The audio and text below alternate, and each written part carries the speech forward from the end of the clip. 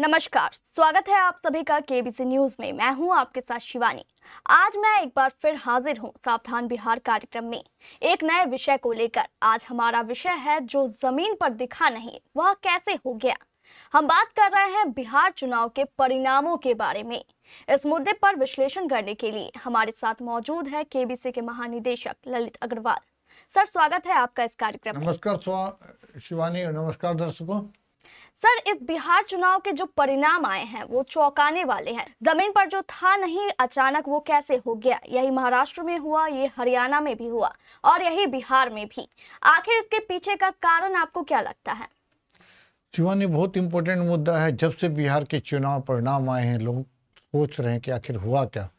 कहीं जाओ कहीं हवा नहीं, कोई सुनामी नहीं थी किसी भी पार्टी की। तो आप बोलिए बीजेपी में किसी की सुनामी नहीं थी। अगर माहौल था तो एंटी गवर्नमेंट था, एंटी गवर्नमेंट, एंटी कन्वेंसी, सब जगह उल्टा था। लेकिन उल्टा परिणाम आ गया। ऐसा उल्टा आया कि लोग बस कुछ सोच ही नहीं पा रहे, दिमाग सबका सुन्न हो गया। तो सर्च किया गया, लोगों ने, बड़े बड़े जो केरल के टेक्नीशियन हैं और इंजीनियर, सब लोगों ने सोचा कि आखिर पूरा देश अचंभित था कि ऐसा कैसे हो गया।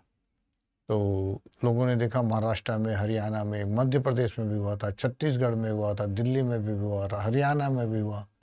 एक बार नहीं, कंटिन्यू ऐसा कैसे होते जा रहा है। जहाँ हवा ही नहीं है, मध्य प्रदेश में भी लगता था कि हारेगी बीजेपी, एकदम भयानक जीत गई। महाराष्ट्र में 4 महीना पहले इलेक्शन हुआ लोकसभा का, उसमें तो बुरी तरह बीजेपी हार गई। 4 महीना में अचानक क्या हो गया कि 90% सीट पर जीत गई। 288 में से 288 में से 229 सीटें जीत गई। इतना 90% का स्ट्राइक रेट। बिहार में भी 80, 82, 85% का स्ट्राइक रेट।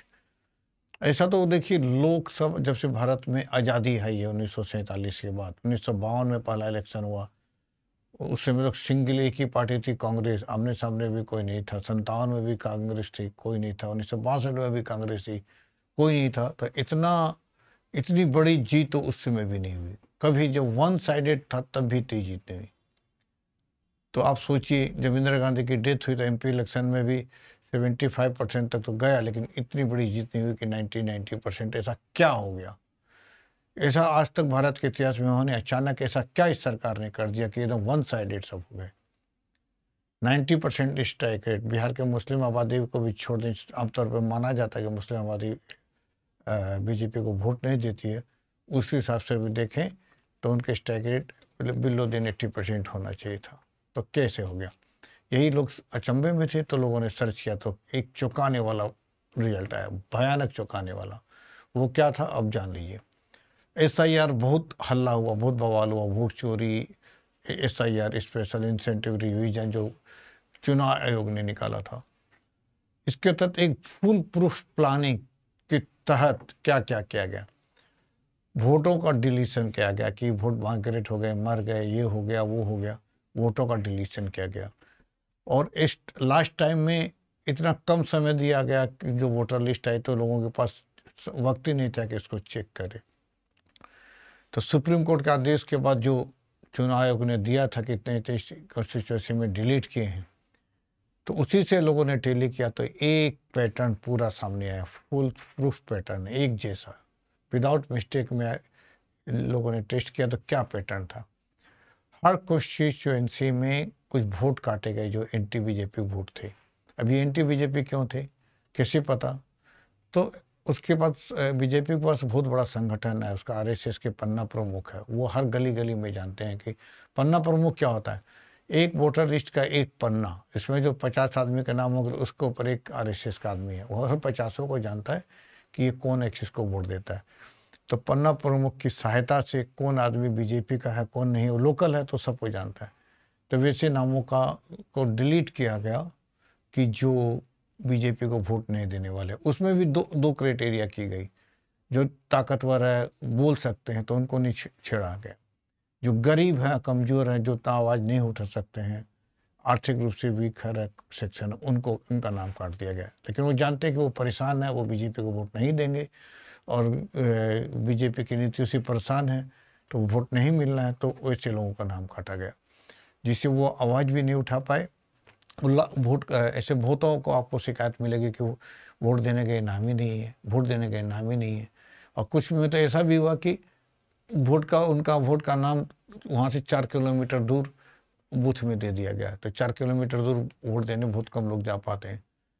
ऐसा भी हुआ कि एक रामनगर में किसी का बूथ है तो उसका दे दिया गया मिर्चावाड़ी वाले का है, कटिहार की बात कर रहा हूँ, तो दे दिया गया डीएस कॉलेज। तो इस तरह भी बहुत आदमी नहीं जा पाए। किसी का कटिहार है तो सोनौली दे दिया गया, सोनौली वाले का कटिहार दे दिया गया, तो वो भी नहीं जा पाए। तो बहुत चतुराई सी फुल प्रूफ प्लानिंग के तरह वोटों का डिलीशन किया गया और अलग अलग ट्रांसफ़र किए गए। सिर्फ हम डिलीशन में आते हैं। डिलीशन माने नाम हटाना, मिटाना। तो एक एक रीजन में, एक एक विधानसभा सीट पर इतने वोट काटे गए कि बीजेपी का रेशियो लोगों ने मिलाया कि इतना वोट काटने से जीत जाएगा, तो उस हिसाब से काटे गए। तो लोग उतना वोट पड़ा नहीं, वही मार्जिन से जीत गए। इस सारा सीट का एनालिसिस किया गया तो 202 सीट जो एनडीए ने जीता है, उसमें 128 सीटें इसी तरह की जीते जो वोटों के डिलीशन के आधार पर जीती है, जहां वोट का डिलीशन करके बीजेपी को जिताया गया। तो इस तरह से कहें कि अगर सिर्फ वोटों का डिलीशन का फैक्टर हटा दें तो पूरे एनडीए को 74 ही सीट आनी थी। ये सारी सीट महागठबंधन में जानी थी, लेकिन चुनाव आयोग का कमाल, उसकी full proof planning, one sided decision, नहीं सुनना, आवाज़ नहीं सुनना, वो सारा कुछ उलट गया। जब अचानक रिजल्ट आया तो सब लोग चौंक गए। लेकिन इसी का तैयारी भी देखिए, यही सीट उन लोगों को पहले वहीं से शायद बता दिया गया होगा, तो एग्जिट पोल में भी दिखा दिया गया कि 167 से 209। तो आप ये भी पूछ सकते हैं कि एक्यूरेट क्यों नहीं बताया 167 से 209। उन्होंने वोट, इसका पीछे का कारण यह है कि उन्होंने वोट तो अंदाज से डिलीट किए कि 25,000 वोट डिलीट करते हैं, इसमें जीत हो जाएगी। कभी कभी क्या होता है कि उस इलाके में 25,000 से 30,000 35,000 लोग उस पार्टी के एंट्री में वोट देते हैं, तो 5,000 से उसकी हार हो जाती है। तो एक रेशियो लेके चलता है कि लोग इतना में इतना हो ही जाएगा, तो हो भी गया कि अगर 200 में अटेम्प्ट लिया मानिए तो 180 में सफलता मिली, 150 में अटेम्प्ट लिया तो 128 में सफलता मिली। तो 128 सीटों पे उन्होंने इस तरह जीत हासिल की शिवानी। अब उदाहरण के लिए आप जानना चाहेंगे, देखिए बहुत सारी सीट है। संदेश एक विधानसभा सीट है, वहाँ 25,000 वोट डिलीट किए गए जदयू के कैंडिडेट थे, और तो वो जदयू के वोट मात्र वो जदयू के कैंडिडेट 27 वोट से जीते। कटिहार में बात कर लीजिए, बलरामपुर सीट 389 वोट से जीती एलजीपीआर के कैंडिडेट, और वहाँ 29,000 वोट डिलीट किए गए थे। ऐसा ही कोड़ा में भी है, ऐसा ही कटिहार में भी है। कटिहार में ये 22,861 वोट डिलीट किए गए, जीते बीजेपी का कैंडिडेट 22,154 वोट से। तो जितना वोट डिलीट हुआ उससे कम मार्जिन से ये लोग जीते, यानी अगर वोट डिलीट नहीं होते तो वो जीत शायद नहीं होती, ये सबका मानना है। इसलिए जब से ये एनालिसिस आया है, लोगों का कहना है कि ये इस SIR के माध्यम से, चुनाव आयोग की सहायता से एनडीए ने 202 सीट की बहुत बड़ी जीत हासिल की है। 80 से 90% स्ट्राइक रेट, और ये लोकतंत्र के लिए बहुत खराब है। किसी को भी आप वोट दीजिए, फर्क ही नहीं पड़ेगा। पिछड़ा कमजोरों के वोट को उसके वोट के अधिकार से वंचित किया जा रहा है। तो ये बहुत चिंतनीय विषय है। शिवानी जी सर, बिहार चुनाव के इस अप्रत्याशित परिणाम के पीछे कोई दूसरा भी कारण हो सकता है क्या? हाँ है, और कई कारण है। बीजेपी एनडीए एक फैक्टर पे काम नहीं करती है, ये तो एक फैक्टर हो गया। हम इसका एक दो फैक्टर आपको और बताते हैं। दूसरा फैक्टर है कि वोटों का एडिशन, नए लोगों को वोट में नाम जोड़ना। अब आप ये सोचिए कि ये तो एक तरह से जीता, दूसरा तरीका से उन लोगों ने अपनाया क्या कि अलग अलग विधानसभा क्षेत्र में कई फर्जी नाम जोड़े। अब 16 जब अभी चुनाव आयोग ने सुप्रीम कोर्ट को लिख के दिया था कि 16 लाख नए एप्लीकेशन आए हैं, तो चलिए आप 16 लाख जोड़िएगा, उतना ही नहीं जोड़िएगा जो एप्लीकेशन आया। लेकिन जब लिस्ट आई तो उसमें 21 लाख वोटों का नाम जोड़ा, 21 लाख लोगों का नाम जुड़ा हुआ था। तो ये 5 लाख लोग कौन थे, किसने अप्लाई किया, कैसे रिकमेंड हुआ, कौन सी कंस्टिट्यूंसी में किया गया, इसका कोई जानकारी नहीं है। तो 5 लाख लोग जोड़े, तो अगर आप 5 लाख लोग को आप 100 कंस्टिट्यूंसी में बांट 5-5 हज़ार करके जोड़ दिया नाम, तो उससे भी बहुत बड़ा फर्क पड़ गया। तो ये जो वोटों के डिलीशन के साथ वोटों का एडिशन भी एक बहुत बड़ा मुद्दा है। इसके अलावा और एक है, आपने मीडिया में देखा होगा, बीजेपी के बहुत सारे नेता दिल्ली में भी वोट किए, बिहार में भी आके वोट की, पूरे मीडिया में भी चल रहा था। और ऐसे पता कैसे चला? उन्होंने दिल्ली का भी फोटो डाला, इसी फरवरी में दिल्ली में वोट डाला, अभी आके नवंबर में बिहार में भी डाल रहे हैं। कैसे पता चला? कोई बहुत बड़ा रॉकेट साइंस नहीं है। जैसे आप फॉर्म वोट डालते हैं तो अपना फोटो फेसबुक में डालते हैं, ट्विटर पे डालते हैं ना बहुत लोग। वो लोगों ने दिल्ली वाला फोटो भी डाला, आगे बिहार वाला भी फोटो डाल दिए। तो लोग जो जानने वाले थे तो उन्होंने देखा कि ऐसा डबल फोटो सोशल मीडिया पे खूब हल्ला हुआ, लेकिन चुनाव आयोग ने कोई सुनवाई नहीं की। जबकि चुनाव आयोग के ज्ञानेश कुमार जी ने खुद कहा था कि एक आदमी अगर 2 वोट डालता है तो वो थोड़ा क्राइम है, अपराध है, लेकिन कोई कार्रवाई नहीं। तो एक तरीका यह है कि बहुत सारे जो बीजेपी के समर्थक हैं वो एक साथ दो जगह कहीं तो 3 जगह भी वोट डालते हुए पकड़े गए हैं, लेकिन कोई सुनने वाला नहीं है। तो वोटों का एडिशन हो गया, वोटों का डिलीशन हो गया। एडिशन माने जोड़ना, वोटों का डिलीशन माने नाम काटना और डबल वोट करना। ये तीन कारण हो गए। अगर वो चौथा कारण की बात करें तो विपक्षी दलों में आपसी तालमेल का कमी होना, मनमाने ढंग से टिकट का वितरण करना, तानाशाही रवैया अपनाना, जैसे तेजस्वी यादव ने तानाशाही रवैया अपनाया, वो भी एक फैक्टर बनते हैं। तो वो भी एक फैक्टर है। तो ये बहुत सारी कमियां हैं, और अगर ऐसा ही चलता रहा तो बहुत समझिए वो दिन दूर नहीं कि देश में राजतंत्र आ जाएगा, लोकतंत्र खत्म हो जाएगा। शिवानी सर, आखिर इन सब में सुधार कैसे होगा? हमारा लोकतंत्र कैसे बचेगा? ये बहुत इंपॉर्टेंट सवाल है शिवानी। लोकतंत्र कैसे बचेगा? जब तक विपक्ष के नेता सत्ता लोलुप रहेंगे नहीं बचेगा। आप सोच रहे हैं बीजेपी ही सत्ता की भूखी है, ऐसा नहीं है। ये विपक्ष के नेता भी सत्ता के लालची हैं, खाली सत्ता के लिए लड़ते हैं। तेजस्वी यादव को अब देख लीजिए, हमको जब तक मुख्यमंत्री का नाम अनाउंस नहीं कीजिएगा हम कुछ भी सीट शेयरिंग नहीं करेंगे, जो आएगा मनमानी करेंगे। मुकेश सहनी को देख लीजिए, पहले हमको डिप्टी सीएम का नाम अनाउंस करो तो हम कुछ करेंगे। आप बात करते हैं देश की सेवा की, लेकिन पहले मुख्यमंत्री का पद दे दो, डिप्टी सीएम का पद दे दो तो हम करेंगे। तो जब तक इनके अंदर सत्ता की लोलुपता रहेगी, चाहे विपक्षी हो का कोई भी दल हो, ये समस्या बीजेपी के लिए कोई समस्या नहीं है। वो आराम से इस दिशा में आगे बढ़ती जाएगी। तो कोई भी, मैं एक पार्टी की बात नहीं कर रहा, मैंने उदाहरण दिया आरजेडी का, लेकिन कमोबेशी सभी विपक्षी नेताओं में लोग अपनी सत्ता पाने के लिए कुछ भी बयान देते हैं, कुछ भी, देश को बांट देंगे, तोड़ देंगे धर्म के आधार पर वैसे भी, लेकिन उन्हें देश से कोई लेना देना नहीं है।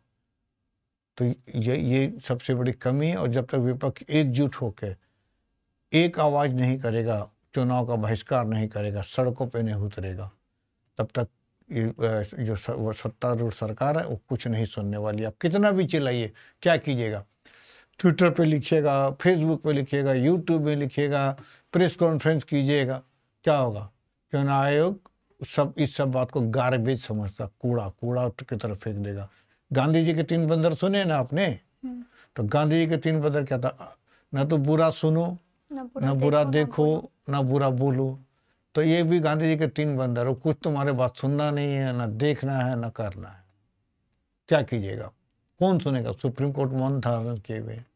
अब जाइएगा तो यही बोलेगा, हमारे जज महोदय यही बोलेंगे, आपको तो शक क्यों हो रहा है? हमको तो शक नहीं हो रहा है। और 3-6 महीने की तारीख डाल देंगे, तारीख पे तारीख करते रहिए, चलाते रहिए, ट्विटर पे लिखते रहिए, यूट्यूब पे चलाते रहिए। उससे होगा क्या? कुछ भी नहीं होगा। तो इसलिए जब तक, जैसे किसान आंदोलन हुआ, नियम था, बस सरकार ने बनाया, बदला ना, सरकार ने वापस लिया ना। ये आपको अगर ये चुनाव आयोग का नियम आप बदलवा दीजिए, ईडी का डायरेक्टर का चयन में नाम तरीका बदल दीजिए, अब देखिए अपने आप चुनाव साफ सुथरे होंगे, अपने आप जेन्युइन सरकार आएगी। सबसे पहला तो मुख्य चुनाव का चयन ही आपको बदलाना होगा। पहले क्या था? एक प्रधानमंत्री चुनते थे, एक कमेटी थी, प्रधानमंत्री रहते थे, विपक्ष का नेता रहता था, एक सुप्रीम कोर्ट का चीफ जस्टिस रहता था। तीनों मिलके जब से आज़ादी से तब से ऐसे ही चला रहा है।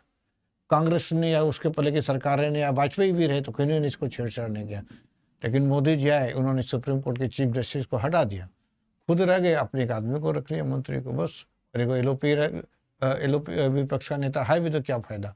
ये दो एक तरफ है तो उसी का नाम चलेगा। अपने मन से राजीव कुमार को लाते हैं, अपने मन से ज्ञानेश कुमार को लाते हैं, आप चिल्लाते रहिए, कोई फायदा नहीं है।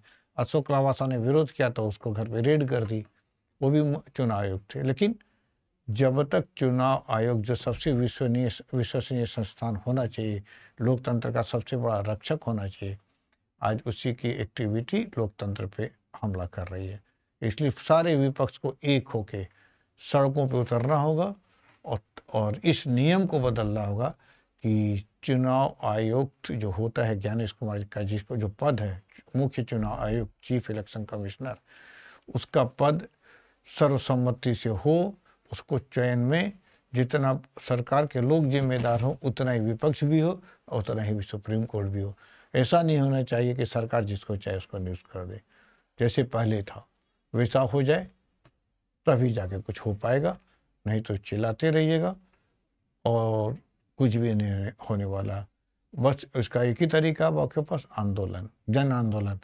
तो लोहिया जी ने कहा भी है कि अगर सड़कें सूनी हो जाए तो सरकार आवारा हो जाती है। तो हाँ, आज यही स्थिति है। शिवानी जी सर, इतने महत्वपूर्ण विषय पर इतनी महत्वपूर्ण जानकारियां देने के लिए आपका बहुत धन्यवाद। हम फिर हाजिर होंगे एक नए मुद्दे के साथ, तब तक के लिए हमें दीजिए इजाजत। नमस्कार। नमस्कार।